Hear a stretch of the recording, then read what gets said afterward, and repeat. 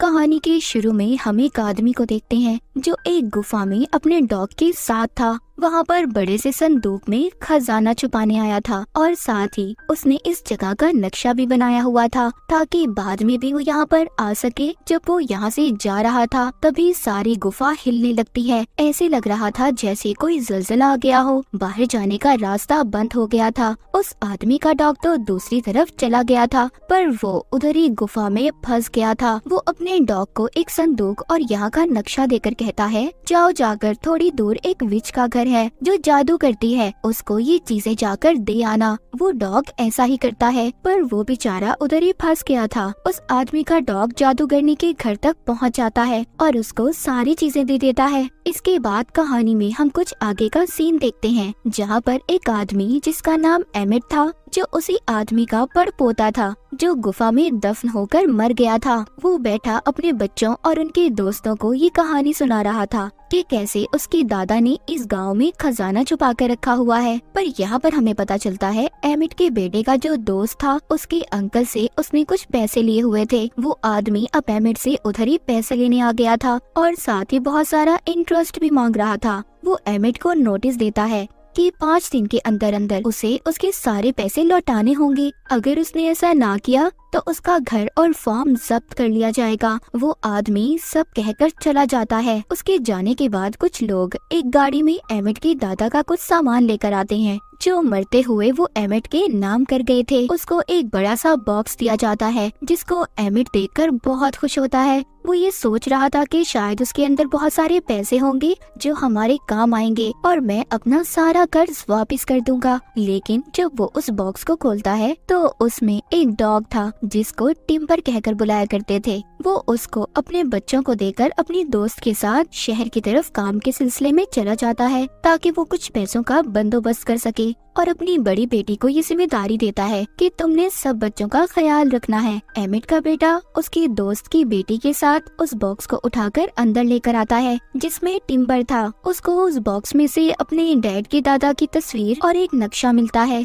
जिसको उसके दादा ने गुफा में छुपाया था। एमिट का बेटा बहुत खुश होता है और सोचता है कि खजाने वाली बात बिल्कुल सच है। अब वो उस खजाने को ढूंढने का फैसला करते हैं। तभी उसकी बड़ी बहन आती है और कहती है, मैं पार्टी में जा रही हूँ, तुम प्लीज घर पर रहना और घर से बाहर मत जाना। उसके जाने के बाद दोनों बच्चे अपनी जरूरत का कुछ सामान लेते हैं और साथ ही अपने डॉग को भी लेकर उस खजाने की तलाश में निकल जाते हैं। वो सबसे पहले उसी गुफा में जाते हैं जो हमने कहानी के शुरू में देखी थी। उधर ही उनको जमीन पर कुछ नजर आता है। जब ये वहाँ से मिट्टी हटाते हैं तो उधर उन्हें एक बॉक्स मिलता है। एमिट का बेटा उसके गले में जो चाबी थी जो उसके डैड ने दी थी, उससे वो छोटा बॉक्स खोलने की कोशिश करता है पर उस चाबी से वो बॉक्स नहीं खुल रहा था। तभी उसे अपने डैड के दादा का डॉग टिम्बर के गले में चाबी नजर आती है। इसीलिए वो उस चाबी को लेकर उस बॉक्स को खोलने की कोशिश करता है जिससे वो बॉक्स खुल जाता है। इसको उसके अंदर से एक लोहे का टुकड़ा और आगे जाने का नक्शा मिलता है जिसे देखकर दोनों बहुत खुश हो गए थे और आगे बढ़ने लगते हैं। मगर वो आदमी भी इनका पीछा कर रहा था जिसने एमिट को उधार पैसे दिए थे, क्योंकि उस वक्त जब एमिट के दादा इस खजाने को छुपाकर वापस आ रहे थे जो गुफा में ज़लज़ला आया था वो असल में इसी आदमी के दादा ने ब्लास्ट करवाया था, क्योंकि उस वक्त वो भी इस खजाने की तलाश में थे। एमिट के बेटे और उसकी दोस्त ने भी इन्हें देख लिया था, इसीलिए वो आदमी अपने कुछ साथियों को इनके पीछे लगा देता है। मगर वो तो यहाँ से भाग गए थे और नक्शे के मुताबिक आगे बढ़ रहे थे। आगे जाकर जब उनके डॉग उल्टा लेटते हैं तो उन्हें एक पहाड़ नजर आता है जिसको उल्टा लेटकर ही देखा जा सकता था। वो डॉग उनको भी देखने का कहते हैं।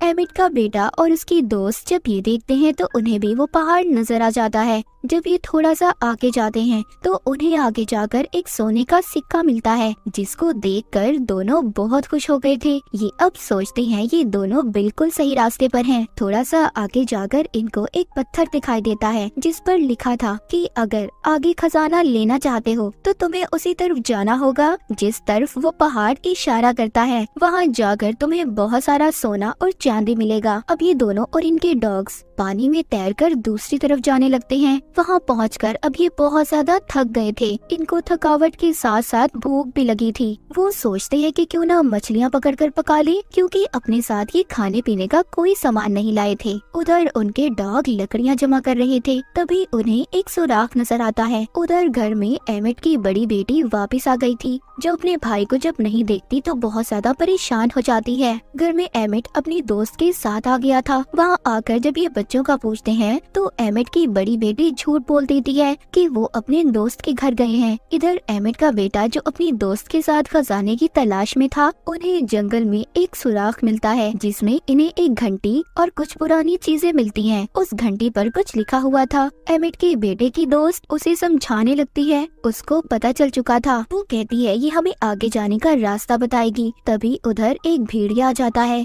जिसको देखकर सब डर गए थे। एमिट का बेटा उस भेड़िए पर अपना बैग फेंकता है, जिससे वो भाग गया था। दूसरी तरफ वो आदमी जो बच्चों का पीछा खजाना हासिल करने के लिए कर रहा था, उनके पास भी वो भेड़िया आ जाता है, जिससे सभी डर गए थे और जाकर अपनी गाड़ी में बैठ जाते हैं। उस आदमी के पास एक ऐसी डिवाइस थी जिससे बिजली के झटके दिए जाते थे। वो जब उस बिजली के झटके देने वाली डिवाइस को भेड़िए पर इस्तेमाल करने वाला था, तभी गलती से वो जल जाती है और हड़बड़ाहट में बिजली के झटके इसी आदमी और इसके साथियों को लग जाते हैं। उधर एमिट को जब बच्चे नहीं मिलते तो परेशान होकर वो उन्हें ढूंढने निकल जाता है। उधर एमिट के बेटे की दोस्त के पास एक ट्रैकिंग डिवाइस थी, जिसकी मदद से एमिट बच्चों को ढूंढने निकल गया था। उधर बच्चे आगे बढ़ते हुए उसी जादूगरनी के घर पहुंच गए थे, जिसको बहुत सालों पहले एमिट के दादा के डॉग ने एक बॉक्स और कुछ सामान दिया था। वो जादूगरनी कोई आम जादूगरनियों की तरह नहीं थी, वो तो बल्कि एक अच्छी जादूगरनी थी। जब वो बच्चों को ऐसे थका हुआ देखती है तो अंदर आने का कहती है और एमिट के बेटे की दोस्त की चोट पर दवाई लगाती है और बताती है कि मैं यहाँ पर अपनी माँ के साथ रहती हूँ, जो भी बाहर गई हुई है।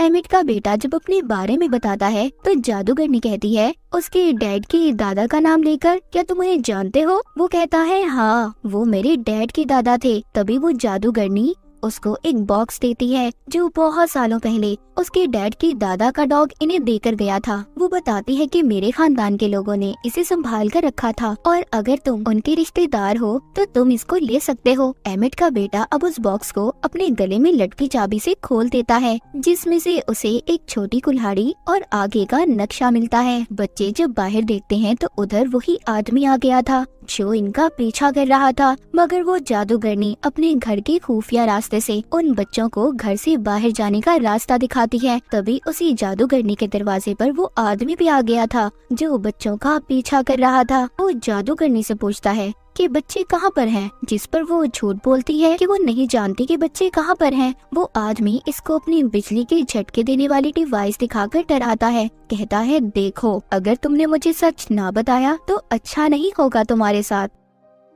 उधर बच्चे अपनी आखिरी मंजिल की तरफ पहुंच गए थे, पर वहां पर एक झरना था और आगे जाने का कोई रास्ता नहीं था। लेकिन अचानक ही उधर उनके डॉग को जमीन पर कुछ निशान दिखाई देते हैं जो शोर करके उनको अपनी तरफ बुलाते हैं। वहाँ निशान में एक छोटा लोहे का टुकड़ा, घंटी और छोटी कुल्हाड़ी रखने के निशान बने हुए थे। जो चीजें इनको अब तक मिल चुकी थी, उन चीजों को उधर लगाते ही पत्थरों के दरमियान एक रास्ता बन जाता है, जिसे देखकर वो बहुत खुश होते हैं। तभी उधर वही आदमी भी आ गया था जो इनका पीछा कर रहा था। वो कहता है शुक्रिया मेरे बच्चों, खजाने को ढूंढने के लिए। जब वो उस रास्ते पर जाने वाला था तभी उस गुफा से बहुत सारे चमगादड़ बाहर निकल आते हैं, जिससे सबका ध्यान भटक गया था। इस बात का फायदा उठाकर एमिट का बेटा उन सब चीजों को निकालकर अपनी दोस्त और डॉग्स के साथ अंदर चला जाता है, जिसके जाते ही रास्ता बंद हो गया था। वो अंदर आकर इधर उधर खजाना ढूंढने लगते हैं। ये वो ही गुफा थी जहाँ पर एमिट के दादा ने खजाना छुपाया था। ये सब ट्रॉली में सवार होकर आगे बढ़ने लगते हैं। बाहर वो आदमी जो खजाने का पीछा कर रहा था, वो बॉम्ब को ब्लास्ट करके रास्ता खोल लेता है। तभी बॉम्ब के फटने की आवाज एमिट भी सुनता है। वो भी उधर पहुँच चुका था। अंदर गुफा में एमिट के बेटे को वही संदूक मिल जाता है जो एमिट के दादा ने छुपाया था। वो जब उसको खोलते हैं तो उसमें सिर्फ हड्डियाँ थी। वो सोचते हैं इतनी मेहनत करने के बाद भी हमें सिर्फ ये पुरानी हड्डियाँ मिली, क्या फायदा हमारी इतनी मेहनत का। पर टिम्बर को उधर सोने की एक हड्डी मिलती है। जब वो थोड़ा सा आगे जाकर देखते हैं तो वहाँ पर बहुत सारा सोना था। उनको अपनी आंखों पर यकीन नहीं आ रहा था कि उन्होंने खजाने को ढूंढ लिया। लेकिन उधर वो आदमी जो खजाने की तलाश में था उधर आकर सबको पकड़ लेता है। उधर ही जादूगरनी का डॉग भी आ गया था जो उस आदमी पर हमला कर देता है। तभी सारे डॉग उसके बाकी साथियों पर भी हमला कर देते हैं। तभी एक आदमी का हाथ वहाँ पर लगे हुए बॉम्ब पर गलती से पड़ जाता है जिससे वो जलने लगते हैं। पूरी गुफा हिलने लगी थी। सब लोग जल्दी जल्दी बाहर आ जाते हैं। बाहर आते ही वो आदमी जो खजाने के पीछे था सबको कहता है ये खजाना मेरा है और बिजली के झटके देने वाली डिवाइस से भी डराता है। तभी एमिट के बेटे की डॉग्स उस पर हमला कर देते हैं। वो डिवाइस गलती से ऑन हो जाती है। उसके चलते ही उसे और उसके साथियों को झटके लगने लगते हैं जिस पर सब हंस रहे थे। लेकिन एमिट अभी भी परेशान था क्योंकि उस खजाने तक जाने का रास्ता बंद हो गया था। वो सोचता है अब तो उसे 5 दिन बाद अपना घर खाली करना ही पड़ेगा। पर तभी उधर टिम्बर सोने की हड्डी लेकर आता है। अब उनको कहीं पर भी जाने की जरूरत नहीं थी। एमिट सोचता है कि इसको बेचकर तो उन्हें बहुत सारे पैसे मिल सकते हैं जिससे उनका घर भी बच जाएगा। मूवी के आखिर में दिखाया जाता है कि एमिट के बेटे को एक जानवर के कंकाल में से एक और खजाने का नक्शा मिलता है जिसको देखकर ये बहुत खुश होते हैं और फैसला करते हैं कि इस खजाने को भी ये ढूंढेंगे। इसी हैप्पी एंडिंग के साथ ये मूवी यहीं पर खत्म हो जाती है।